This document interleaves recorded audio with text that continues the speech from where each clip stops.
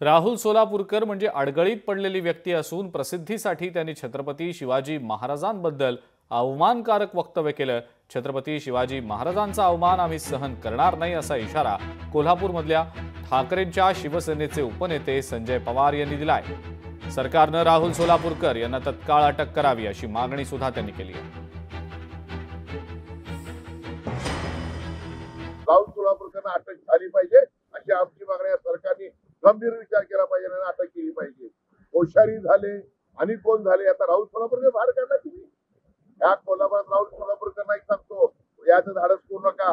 कोल्हापूर इत्यादी तुमचं स्वागत करू आम्ही शिवसैनिक आणि शिवभक्त आणि शिवप्रेमी आणि विशेषतः कोल्हापूरतील संस्थांनी संघटनांनी एक लक्षात ठेवलं पाहिजे। त्याला विनंती करतो अशा नालायक माणसाला कोल्हापूर बोलायचं धाडस करू नका, अन्यथा शिवसैनिक त्याला चोख त्याला उत्तर देतील आणि त्याला पळवून लावतील हे वक्ती निश्चित। लोकशाही मराठी ऐका, पहा, जागरूक रहा।